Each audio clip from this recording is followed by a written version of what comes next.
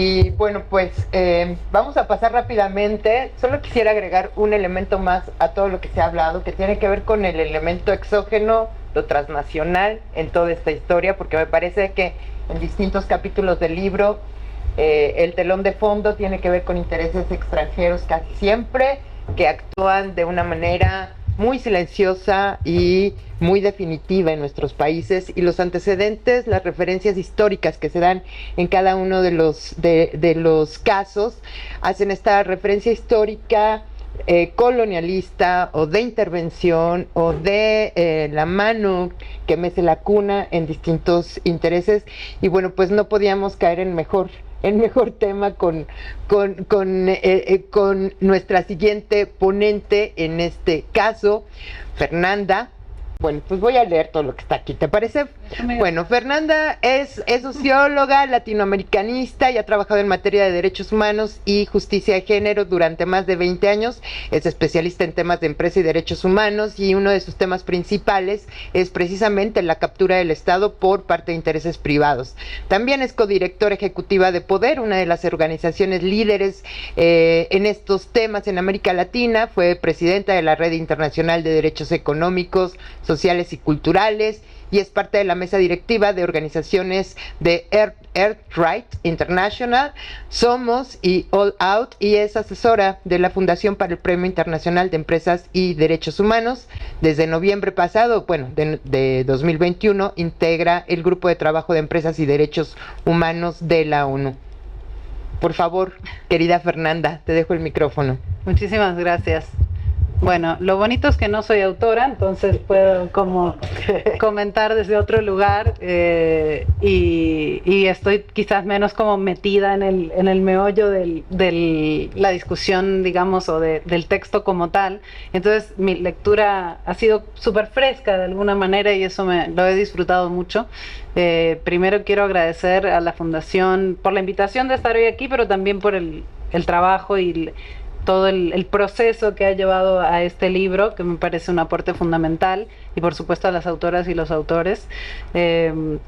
Y bueno, leyéndolo también he expandido de alguna manera mi entendimiento sobre ciertas cosas, ¿no? Como decía un poco Luis Daniel, el trabajo sobre captura del Estado a veces digamos, es un concepto igual muy amplio, pero de repente no pareciera contener a todos estos fenómenos que aparecen como aquí sentados en el libro, ¿no?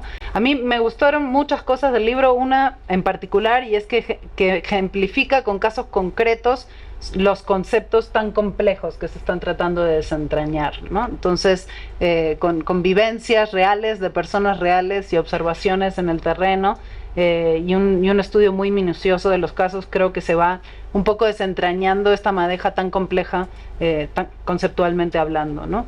Creo que otro elemento fundamental cuando hablamos también de los poderes fácticos, pero de todas estas otras conceptos, como el de captura del Estado, por ejemplo, es que esto va mucho más allá de la ilegalidad, y eso a mí me parece como fundamental. Hay toda primero, que muchas de estas manifestaciones de la captura son legales, paralegales, o están en un área gris, ¿no? Luego hay una de las autoras que habla de que se va metiendo en los recodos de la burocracia estatal. Me encantó ese concepto, ¿no? Como que va encontrando de alguna manera esta dinámica, también espacios legales, ¿no? En la propia estructura del Estado.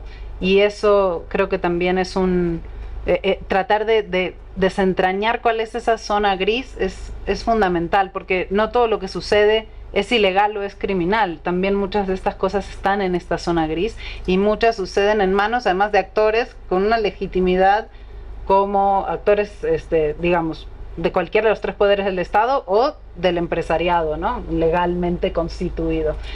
Y cómo eso se entraña con las redes criminales es como bien interesante, o con el crimen organizado. También por ahí se habla bastante de los mecanismos cada vez más sofisticados de esa captura, de esa apropiación o de esa interferencia, ¿no? Incluso para la apropiación de recursos, para la apropiación de territorios, en este desplazamiento que se ejemplifica en algunos de los casos, y bueno, en el tema también del capital transnacional, y cómo de alguna manera operando de forma muy imbricada con las élites nacionales, va empujando a las personas y poblaciones más vulnerables como a las periferias o fuera de sus territorios, ¿no?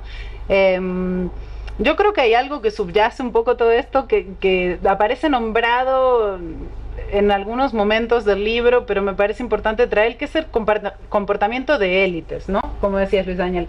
Claro, el Estado no se puede capturar a sí mismo, pero ¿por qué están operando estas élites políticas de la mano de estas élites empresariales o económicas, y también de actores que son élites, ¿no? Del crimen organizado también? Bueno, pues ahí, no sé, Pareto creo que tiene mucho para decir con la teoría de élites. Realmente, pues se comportan de manera concertada, hasta se casan entre sí. O sea, hay realmente un comportamiento de élites que tenemos que empezar a exhibir de forma, creo yo, mucho más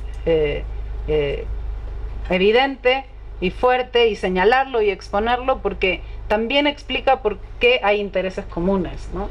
Hay, por supuesto, intereses comunes, y simplemente están colocados en distintos lugares de la estructura social estas personas, pero tienen, pues, de alguna manera eso es parte de los poderes fácticos, ¿no? El estar operando de esa forma concertada, y entonces al no haber límites, ¿no? Pues es imposible que el Estado haga su trabajo como garante de los derechos humanos si está trabajando, operando esos actores, esos agentes de forma imbricada con los demás. Entonces, creo que muchos de los ejemplos de este libro de alguna manera nos permiten ver esa dinámica de élites y ese funcionamiento. La consecuencia más terrible de todo esto son las violaciones a los derechos humanos, ¿no?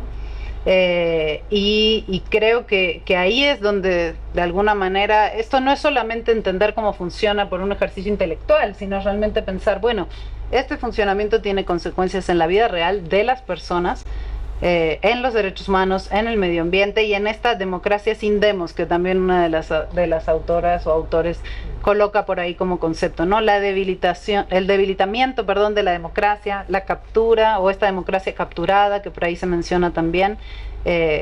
Pues lo que hace es eso, ¿no? Es que sea realmente un sistema donde el demos, el pueblo, nosotros, quedamos por fuera o en un estado de vulnerabilidad, ¿no? Donde no hay un beneficio ni material ni de ningún tipo para muchas de las poblaciones que quedan excluidas, ¿no? Entiendo que la democracia no nos ha dado todo lo bueno que podría habernos dado o esperábamos que nos dé. Igual yo, viniendo del cono sur, ¿qué les puedo decir? La defiendo a capa y espada, y viviendo aquí, pues bueno, también, les voy a decir, con todo y los problemas, ¿no? Lo que creo es que realmente no hemos tenido en muchos países de nuestra región una democracia con todos los elementos que esto implica, que va mucho más allá de la democracia electoral, ¿no? Sí. Y eso creo que es uno de los problemas, y estos poderes fácticos no les interesa para nada que tengamos una democracia en ejercicio pleno, ¿no? Con todo, con una redistribución de la riqueza, con un combate real a la desigualdad, ¿no? Y a la exclusión. Y más bien es mantener el status quo, ¿no? Y reproducir esas desigualdades para que, pues, como pueblos estemos lo más debilitados posibles, para no lograr abrir esas grietas, ¿no? En estos comportamientos.